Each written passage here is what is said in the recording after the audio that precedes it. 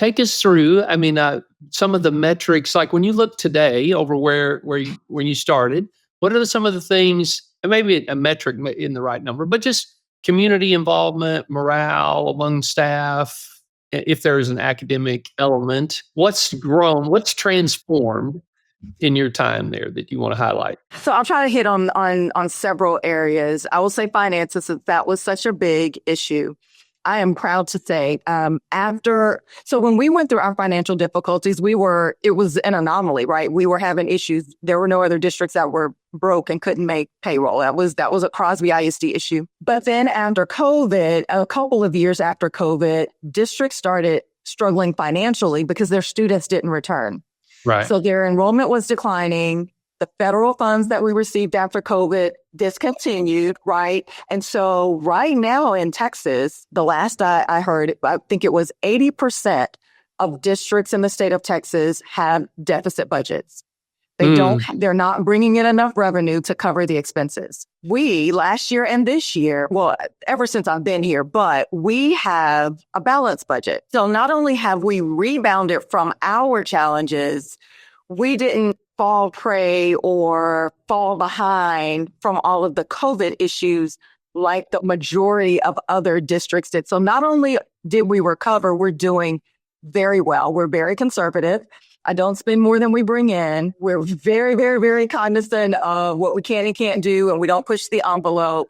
And we have a plan with the federal funds. We had a plan on how we were going to spend those funds and how it would affect our future.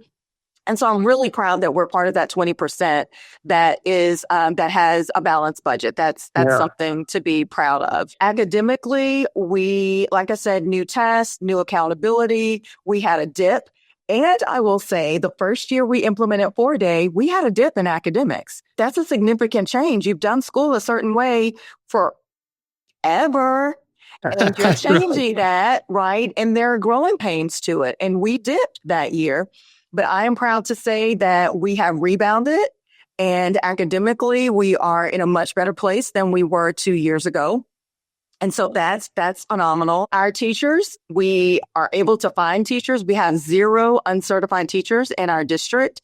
I don't know many other districts that can say that. And so we've solved that problem. And I'll say with campus and district and community climate and culture, that's one of the things that you can't quantify it, but you totally can qualify it. Like, how it feels, but you can't measure it with numbers, right? And so I would say one of the things that really sticks out to me, and the difference, every school, every district has its, Facebook fodder, right? Like, that's what our people love to do.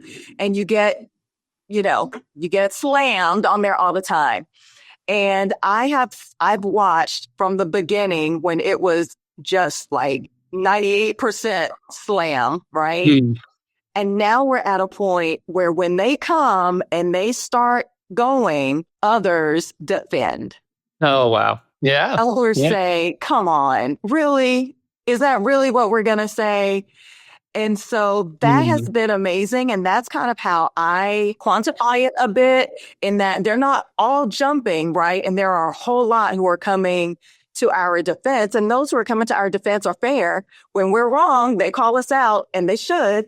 I want fairness. And I'm also the type of leader, when we're in the wrong, I admit we messed up. We're going to do better, but we messed up, and we will do better. So those are just some of the ways I feel like we have kind of rebounded. I love it.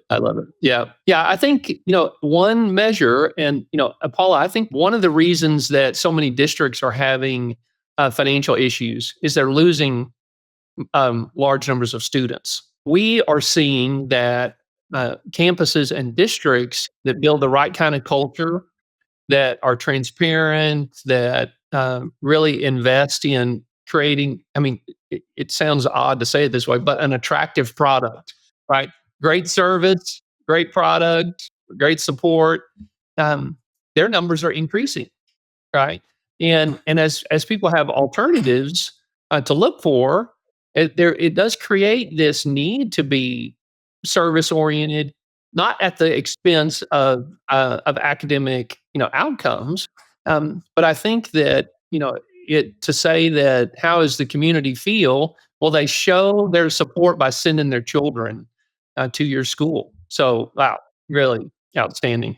During this season, is there any story about or a staff member or maybe a student that really touches your heart, was part of this process of transformation that you'd like to share? There are two people who come to mind, and both were very, very loud in the community, anti Paula Patterson. And for each of them, the way I won them over was not by trying to win them over. It was just by being me and giving them an opportunity to spend time with me. Because it's one thing to see me, right, in the pictures and in the videos, but it's a whole nother thing to be in the room with me because I'm down to earth.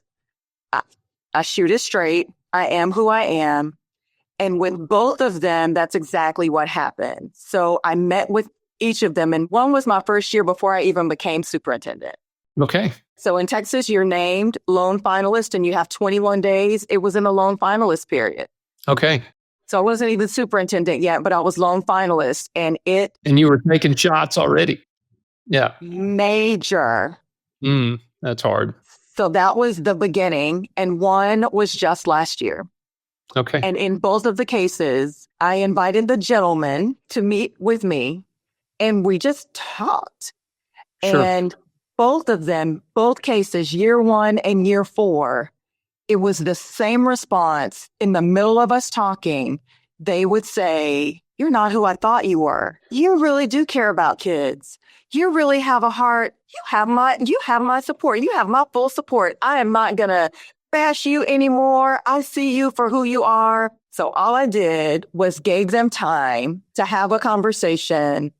And one came in still ready. And I think he thought I was going to fight because he had been so very nasty toward me.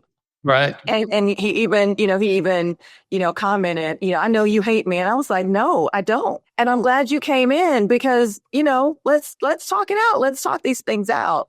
But there also was a time when in the conversation, he kind of barked a little and I kind of barked back.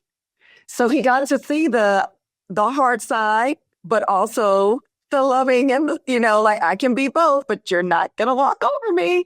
And he was like, "Oh, okay, I see you for who you are and you love kids and, all of that." So I will say, so it's not that I'm trying to win you over. I'm just being me and I'm giving you an opportunity to see me.